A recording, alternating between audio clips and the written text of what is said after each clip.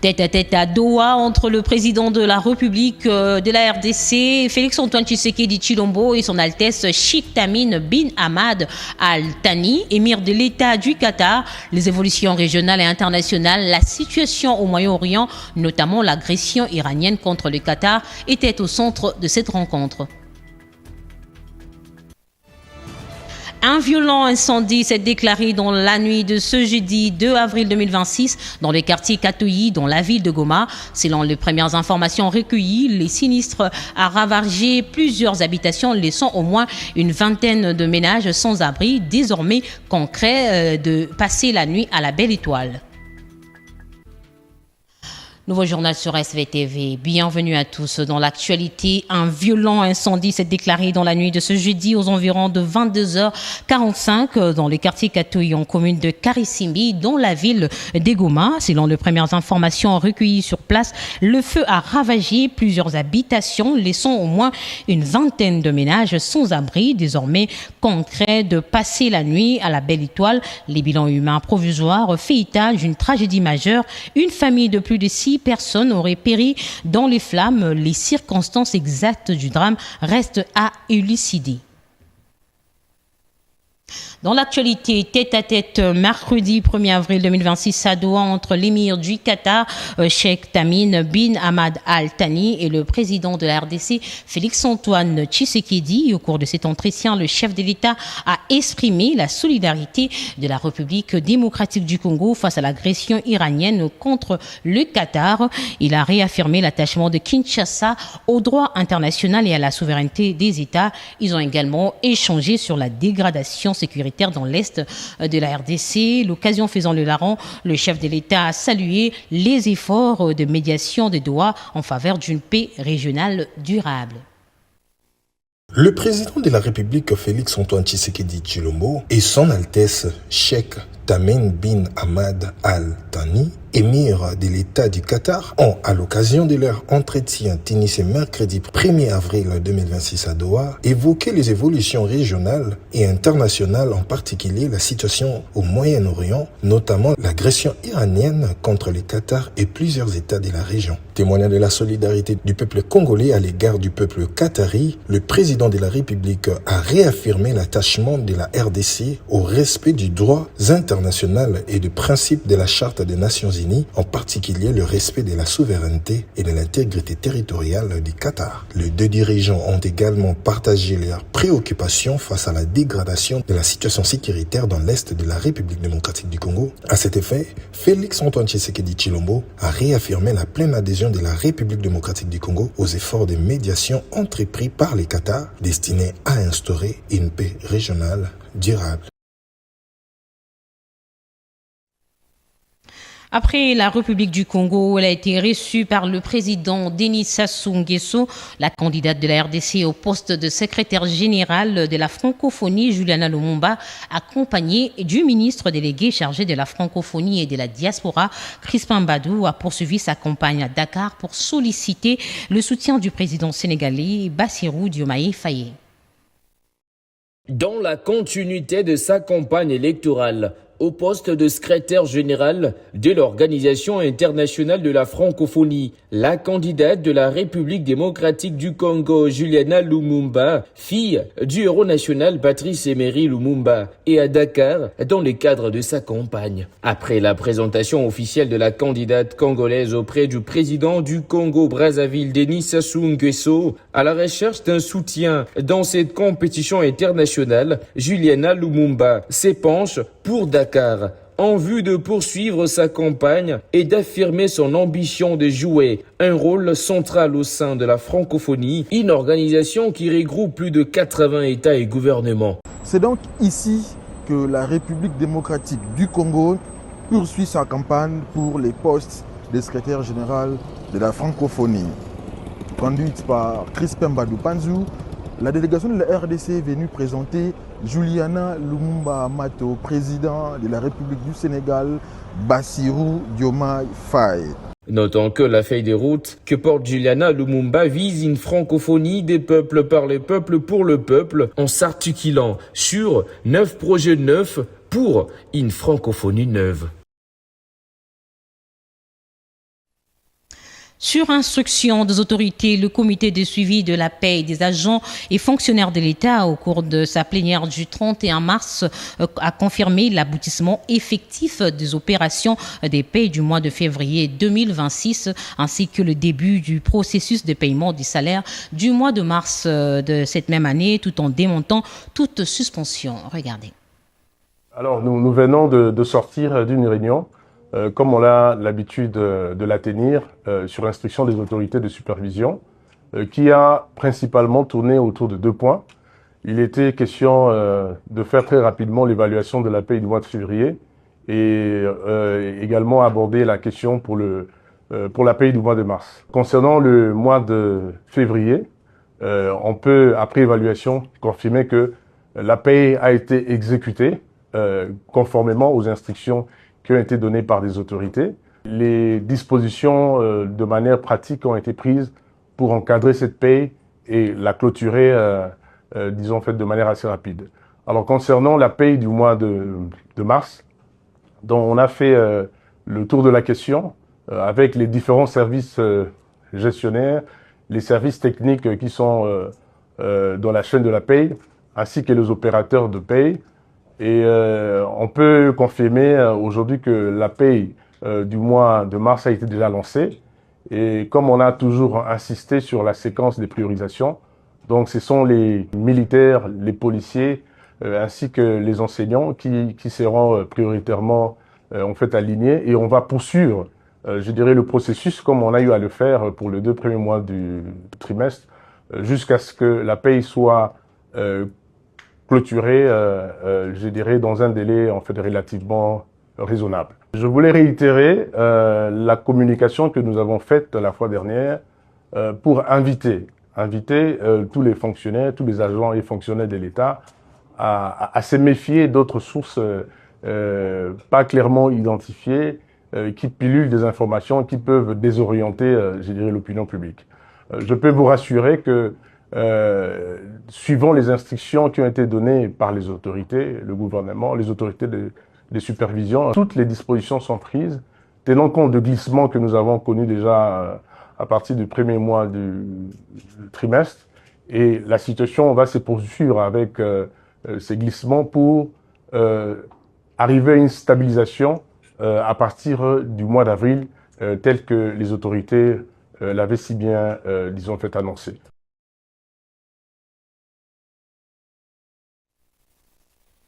Le rétablissement de l'autorité de l'État s'amorce dans les territoires de Lubero après l'annonce du retrait de rebelles du M23 AFC. Les forces armées de la République démocratique du Congo se sont déployées à Kipese. L'administrateur local salue une victoire diplomatique.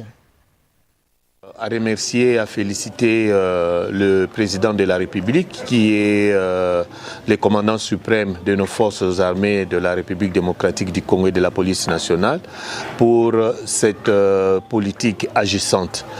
Et je pense que nous avons tous suivi. C'est au niveau de la politique qui a été décidé à ce que l'armée rwandaise et ses supplétifs, les M23, puissent se retirer dans toutes les entités qu'ils avaient occupées.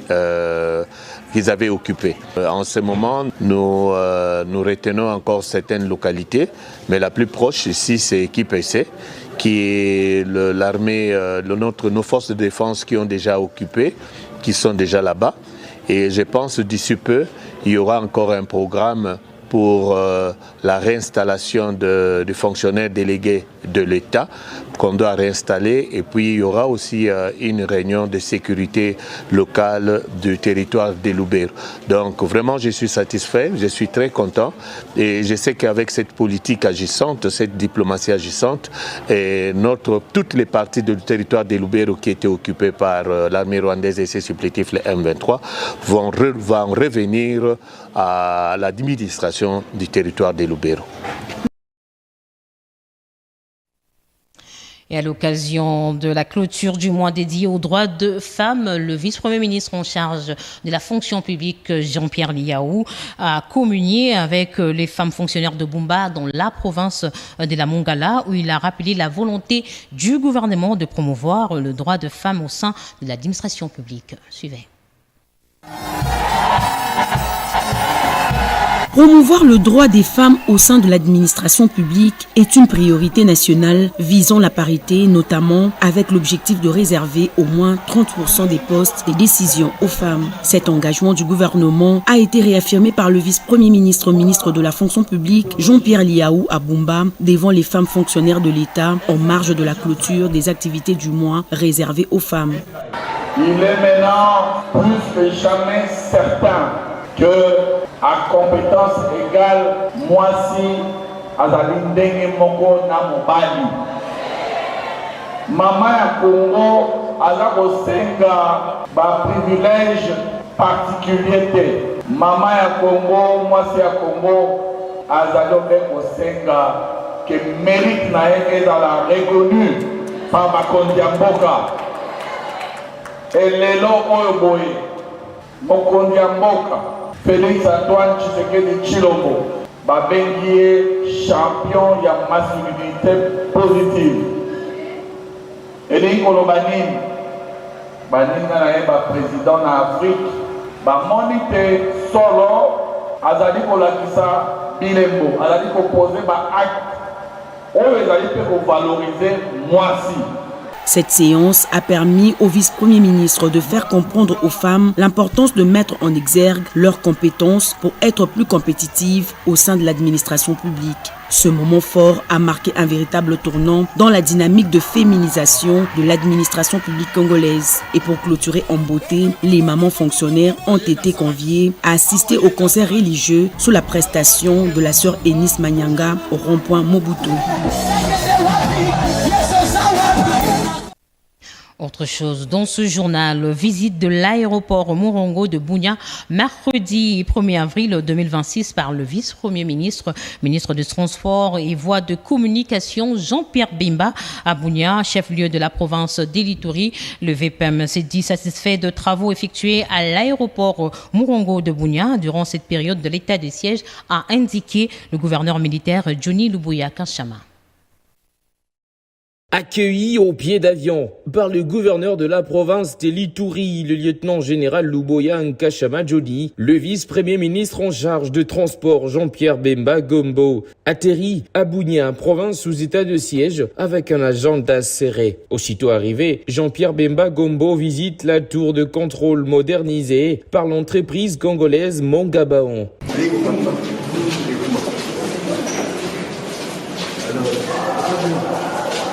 Une grande réunion d'harmonisation a été faite entre la délégation gouvernementale, la RVA et l'entreprise Mongabaon, explique le gouverneur de province. Le matériel est déjà là, il est déjà entreposé ici et on vient d'avoir une très grosse réunion là avec lui-même le ministre et la RVA et l'entreprise qui est en train d'effectuer les travaux. Et donc là, on a coordonné et donc c'est pour ça que nous disons dans les 3 mois, nous pourrons bien finir. Et dès que tout sera fait, le chef de l'État pourra venir pour inaugurer. S'agissant de l'exploit réalisé par les Léopards de la République démocratique du Congo en se qualifiant 52 ans après une phase finale de la Coupe du Monde, les gouverneurs militaires de l'Ituri dédient cette victoire au peuple iturien. Dès le début, nous avions déjà proclamé que l'Ituri, sa population, elle est unique. Et voilà, aujourd'hui, c'est notre fils qui vient de nous ouvrir 52 ans après. Un fils iturien. Est-ce qu'on ne peut pas être content avec ça? Est-ce que maintenant vous pouvez me rejoindre pour les sceptiques? Offrons à Axel Twanzebe la paix. Disons-lui que Axel, tu as marqué le but. Nous aussi, nous allons marquer un deuxième but. C'est la réconciliation, le pardon. Poursuivant sa visite, le vice-premier ministre en charge du transport Jean-Pierre Bemba Gombo a voulu se rassurer que la piste est bonne, répondant aux normes de sécurité internationale. Notant que l'atterrissage de des Boeing la semaine dernière en Ituri a marqué le début d'une nouvelle ère dans cette province sous état de siège.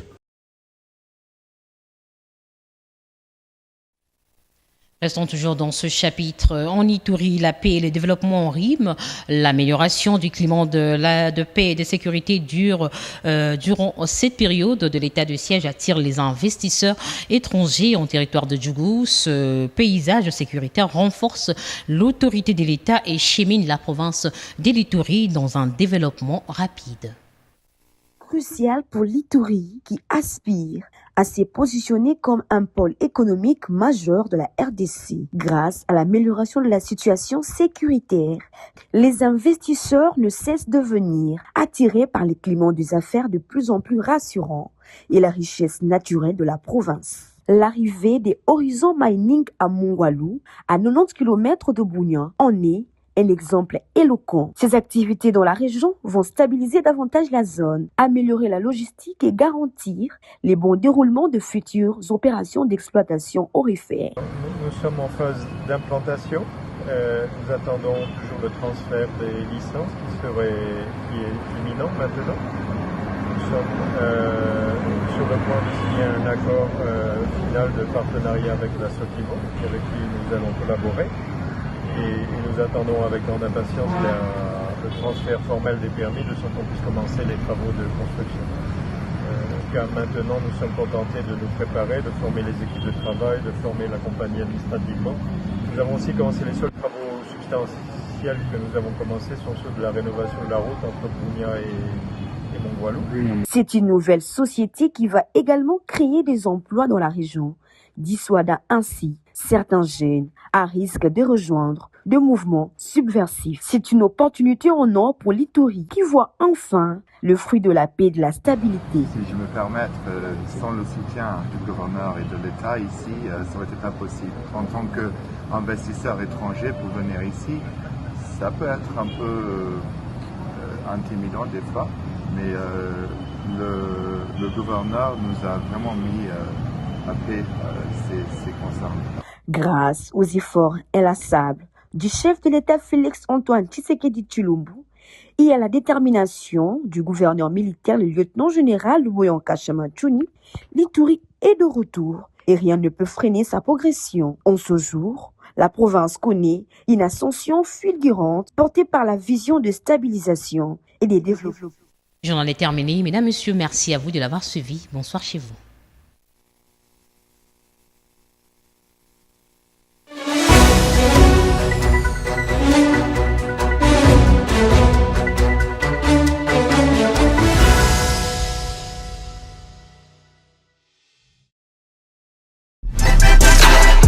SVTV, Sacré Vision Média, la valeur ajoutée dans les sphères médiatiques congolais.